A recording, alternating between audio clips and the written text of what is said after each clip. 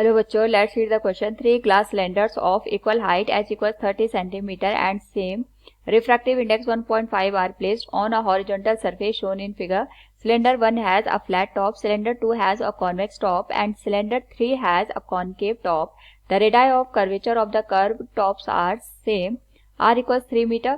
If h1, h2 and h3 are the apparent depth of point X on the bottom of the three cylinders respectively, correct statements is oblique R. Here we have given a diagram with 4 options. Now to answer this question, first we will discuss here the key concept, and here the key concept is given as image formation by a curved surface, that is given as 1 upon n2 by v minus n1 by u equals n2 minus n1 by r. v यहाँ पे image की distance, u object की distance, n2 जो हमारे पास जहां refraction हो रहा है उसके रिफ्रैक्टिव इंडेक्स को, n1 जहां लाइट इंसिडेंट हो रही है उसके रिफ्रैक्टिव इंडेक्स को, और r रेडियस ऑफ कर्वेचर को इंडिकेट करता है.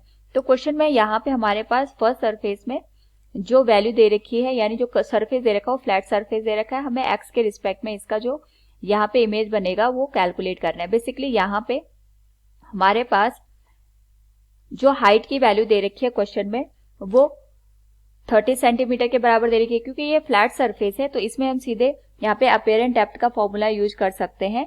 एंड इस केस में हमारे पास जो अपेरेंट डेप्थ आएगी that will be given as original real depth divided by refractive index mu. और यहाँ पे हमारे पास जो ओरिजिनल डेप्थ है वो 30 सेंटीमीटर के बराबर दे रखी है, और रिफ्रैक्टिव इंडेक्स की वैल्यू इस पर्टिकुलर केस में 1.5 है, जिसको हम 3/2 से रिप्रेजेंट कर सकते हैं. यानी हमारे पास जो वैल्यू आएगी अपेरेंट डेप्थ की that will be given as 20 centimetre. वो 20 सेंटीमीटर पे जाके हमें जो इमेज है वो शो होगी, that will be O dash. Second case की अगर हम बात करें तो सेकेंड में हमारे पास यहाँ पे क्वेश्चन के अकॉर्डिंग कॉन्वेक्स टॉप दे रखा है और ये कॉन्केव टॉप हमारे पास दे रखा है. तो जो हमारे पास यहाँ पे सेकेंड सरफेस है उसके करस्पॉन्डिंग अगर हम बात करें तो this will be given as n2 by V minus n1 by U equals n2 minus n1 by r के बराबर. इस केस में अगर हम यहाँ पे वैल्यू पुट करें तो रेडियस ऑफ कर्वेचर की जो वैल्यू आएगी यहाँ पे हमारे पास नेगेटिव आएगी, क्योंकि ये कॉन्वेक्स सरफेस कॉन्वेक्स टॉप हमारे पास दे रखा है. n2 की जो वैल्यू है ये हमारे पास यहाँ पे n2 को रिप्रेजेंट करेगा और ये n1 सरफेस को रिप्रेजेंट करेगा. तो n2 के करस्पॉन्डिंग रिफ्रैक्टिव इंडेक्स 1 आ गया. इसके करस्पॉन्डिंग यहाँ पे हमें जो v है यानी जो इमेज है उसकी वैल्यू कैलकुलेट करनी है, जो कि h2 के बराबर हमें देखने को मिलेगा. अगर हम यहाँ पे देखें तो हमारे पास लाइट रे कुछ इस तरीके से इंसिडेंट होगी. ये x पॉइंट दे रखा है, इसके रिस्पेक्ट में यहाँ पे हमें रिफ्रैक्शन देखने को मिलेगा और यहाँ पे हमारे पास इमेज बनेगी. इमेज हमारे पास जहाँ पे सरफेस है उसी के रिस्पेक्ट में हमें देखने को मिल रही है. यानी अगर मैं इसको ऑप्टिकल सेंटर कंसिडर करूँ इस पर्टिकुलर केस में तो हमारे पास इस पॉइंट के रिस्पेक्ट में जो भी डिस्टेंस आएगी वो नेगेटिव आएगी.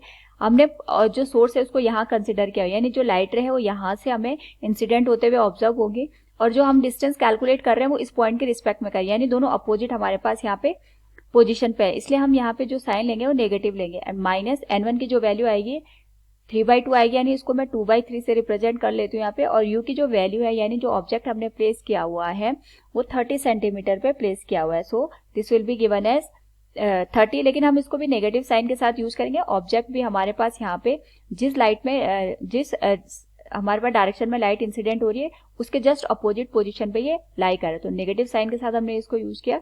And this will be given as n2 minus n1 यानी 1 माइनस 3/2 रेडियस ऑफ कर्वेचर जो हमारे पास आएगा. ये हमारे पास कर्व सरफेस होगी, इसका रेडियस ऑफ कर्वेचर कुछ इस तरीके से हम इंडिकेट करेंगे.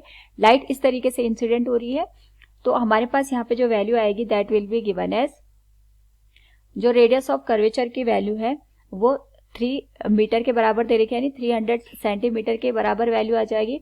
और यहाँ पे अगर मैं इसको सॉल्व करूँ तो हमारे पास वैल्यू आएगी -1 अपॉन h2, -1 इसका प्लस हो जाएगा and this will be given as 1 upon 20 equals, ये बन जाएगा हमारे पास यहाँ पे -1/2 डिवाइडेड बाई 300, जिसको हम यहाँ पे 1/600 के बराबर रिप्रेजेंट कर सकते हैं. -1 अपॉन h2 की जो वैल्यू होगी ये आ जाएगी 1/600 माइनस 1/20, एलसीएम 600 आएगा. ये आएगा हमारे पास 1 माइनस 30 डिवाइडेड बाई 600. सॉल्व करें अगर हम इसको, this will become 600 divided by 29.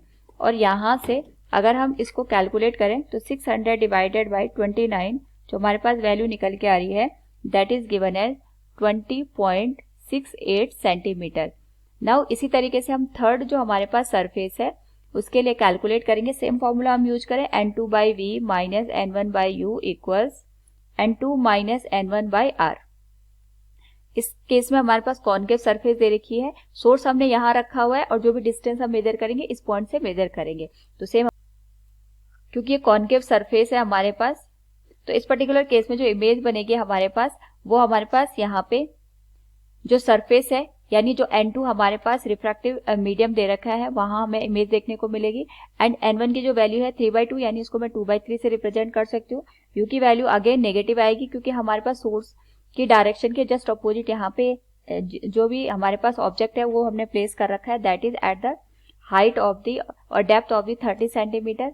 n2 1 आ जाएगा, n1 की वैल्यू यहाँ पे 3/2 के बराबर आ जाएगी। रेडियस ऑफ कर्वेचर यहाँ पे हमारे पास 300 के बराबर आएगा। अब हम इस सरफेस के लिए बात करेंगे तो जो भी हम डिस्टेंस मेजर करें इस पॉइंट से मेजर करेंगे तो इसकी जो रेडियस आएगी वो इस डायरेक्शन में आएगी जिस डायरेक्शन में हमारे पास लाइट इंसिडेंट हो रही है, इसलिए हम इसको पॉजिटिव साइन के साथ यहाँ पे यूज करेंगे।